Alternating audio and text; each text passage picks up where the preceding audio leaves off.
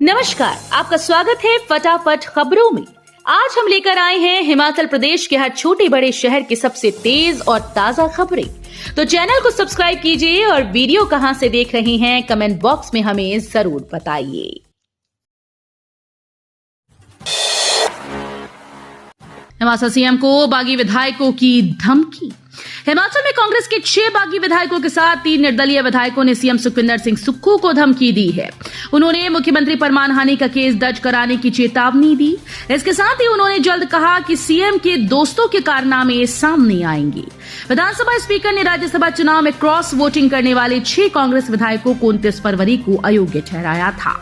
इसमें सुजानपुर से राजेंद्र राणा, धर्मशाला से सुधीर शर्मा, कुटलैहड़ से देवेंद्र कुमार भुट्टो, बड़सर से आईडी लखनपाल, लाहौल स्पीति से रवि ठाकुर और गगरेट से चैतन्य शर्मा शामिल हैं। हिमाचल से दौरा शुरू करेगा 16वां वित्त आयोग। 1 अप्रैल 2026 से लागू होगी 16वें वित्त आयोग की सिफारिशें। भारत सरकार का 16वां वित्त आयोग इस बार हिमाचल प्रदेश से देश के सभी राज्यों के दौरे की शुरुआत करेगा। लोकसभा चुनाव खत्म होते ही 16वें वित्त आयोग की टीम शिमला आएगी और प्रदेश के कुछ और हिस्सों का दौरा भी करेगी। केंद्र सरकार ने नीति आयोग के पूर्व उपाध्यक्ष अरविंद पनगड़िया की अध्यक्षता में 16वें वित्त आयोग का गठन किया है। इसमें 4 अन्य सदस्य नियुक्त किए गए, जिनमें से 3 फुल टाइम मेंबर हैं। 16वें वित्त आयोग को 31 अक्टूबर 2025 तक अपनी सिफारिशें केंद्र सरकार को देनी है, जो 1 अप्रैल 2026 से सभी राज्यों पर लागू होंगी। आचार संहिता के उल्लंघन की टोल फ्री नंबर 1950 पर की जा सकती है शिकायत। उपायुक्त और जिला निर्वाचन अधिकारी अमरजीत सिंह ने बताया कि लोकसभा चुनाव 2024 के मद्देनजर लागू की गई आदर्श आचार संहिता की अक्षरशः अनुपालना के लिए जिला हमीरपुर में कड़े प्रबंध किए गए हैं। इसके लिए प्रत्येक विधानसभा क्षेत्र स्तर पर उड़न दस्तों और अन्य टीम्स की तैनाती के अलावा आदर्श आचार संहिता के उल्लंघन की शिकायतों के लिए जिला स्तर पर शिकायत निगरानी कक्ष भी स्थापित किया गया है। ये कंट्रोल रूम 24 घंटे सक्रिय रहेगा।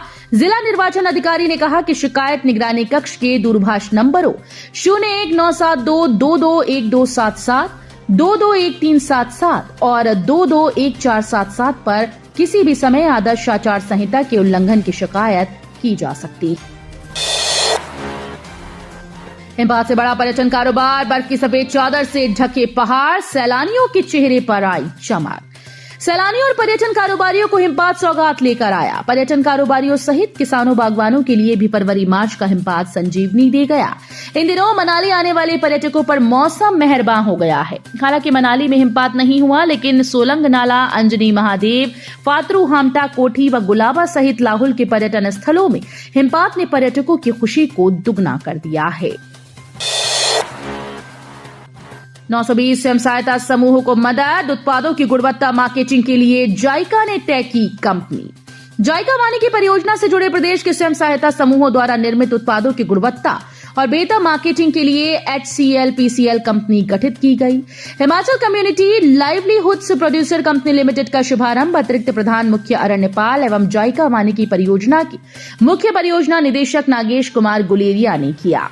स्वयं सहायता समूहों के द्वारा चुने गए निदेशकों की उपस्थिति में कंपनी का गठन किया गया है।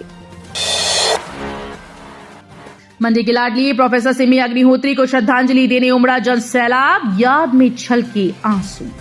मंडी की लाडली बेटी उप मुख्यमंत्री मुकेश अग्निहोत्री की धर्मपत्नी प्रोफेसर सिमी अग्निहोत्री की याद में रविवार को मंडी के भीमा काली मंदिर परिसर में प्रार्थना सभा का आयोजन किया गया। इस मौके पर मुकेश अग्निहोत्री और उनकी बेटी डॉक्टर आस्था अग्निहोत्री को ढांढस बंधाने, दुख की घड़ी में साथ होने का भाव लेकर हजारों की तादाद में उमड़े मंडी वासियों ने प्रोफेसर सिम्मी को भावभीनी श्रद्धांजलि अर्पित की। विधायकों को चुनाव में नहीं उतारेगी बीजेपी कांग्रेस, दावा साबित करने को भाजपा को जीतनी होंगी सभी सीटें। राज्यसभा चुनाव के कारण कांग्रेस विधायक दल में हुई बगावत के बाद अब लोकसभा की 4 सीटों के साथ विधानसभा की 6 सीटों पर उपचुनाव घोषित होने से भाजपा और कांग्रेस दोनों दलों में विधायकों को चुनाव मैदान में उतरने से परहेज होगा। इसकी सबसे बड़ी वजह विधानसभा के भीतर दलीय स्थिति है। हालांकि 6 कांग्रेस विधायकों को डिस्क्वालीफाई करने के बाद अब हो रहे उपचुनाव से राज्य सरकार को राहत जरूर मिली है। शिक्षक नहीं बन सकी गीता तो बन गई बस कंडक्टर, टेट व सीटेट कर चुकी क्वालिफाई। हिमाचल प्रदेश के सुंदरनगर की रहने वाली गीता देवी एक शिक्षक बनना चाहती थी, लेकिन किस्मत को कुछ और ही मंजूर था। वो शिक्षक तो नहीं बन सकी, लेकिन अब एक परिचालक यानी कंडक्टर के रूप में एचआरटीसी में अपनी सेवाएं देंगी। जी हाँ, गीता देवी ने कंडक्टर भर्ती परीक्षा पास की है। वो बीएससी और बीएड कर चुकी हैं, साथ ही टेट व सीटेट क्वालिफाई हैं।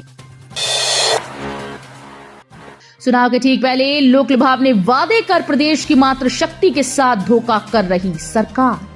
पूर्व मुख्यमंत्री एवं नेता प्रतिपक्ष जयराम ठाकुर ने कहा कि कांग्रेस सरकार आदर्श आचार संहिता का उल्लंघन कर रही है। कांग्रेस चुनाव के समय प्रदेश के लोगों के साथ धोखा करके जन समर्थन हासिल करना चाहती है, इसलिए चुनाव आते ही वो बड़ी बड़ी बातें और घोषणाएं करती है, झूठी गारंटीज देती है और चुनाव के बाद भूल जाती है। कांग्रेस को भूलना नहीं चाहिए कि झूठ और फरेब की राजनीति ज्यादा दिन तक नहीं चलती। कांग्रेस का भांडा फूट चुका है। बिलासपुर के लुहड़ू मैदान में खूंटा गाड़ने और बैल पूजन के साथ राज्य स्तरीय नलवाड़ी मेला शुरू। बिलासपुर जिले के लुहड़ू मैदान में 7 दिवसीय राज्य स्तरीय नलवाड़ी मेले का रविवार को शुभारंभ हो गया। मेले का शुभारंभ मंडी क्षेत्र की मंडलायुक्त राखिल काहलो ने किया। उन्होंने रिबन काटकर मेला स्थल पर खूंटा गाड़ा और बैलों की पूजा की। इससे पहले प्रथानुसार लक्ष्मी नारायण मंदिर में पूजा अर्चना करने के बाद नगर में से ढोल नगाड़ों और रणसिंगों की ध्वनि के साथ पुलिस व होमगार्ड की टुकड़ियों के नेतृत्व में गोविंद सागर के किनारे मेला स्थल लुहड़ू मैदान तक झांकी निकाली गई। 4.85 लाख की धोखाधड़ी करने पर राजस्थान से एक व्यक्ति गिरफ्तार। पुलिस थाना भोरंज के तहत धोखाधड़ी करने के मामले में राजस्थान से एक व्यक्ति को गिरफ्तार किया गया।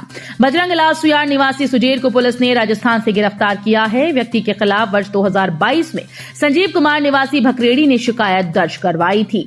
संजीव कुमार ने 4.85 लाख रुपए फर्नीचर के लिए व्यक्ति को दिए, लेकिन व्यक्ति ने फर्नीचर नहीं दिया। ऐसे में अब पुलिस ने व्यक्ति को राजस्थान से जाकर धोखाधड़ी करने के मामले में गिरफ्तार किया है। कसोल व हाथीथान में 1.149 किलोग्राम से चरस के साथ 2 गिरफ्तार। कुल्लू जिले में 2 अलग अलग मामलों में 1.149 किलोग्राम से चरस के साथ 2 तस्कर गिरफ्तार किए गए।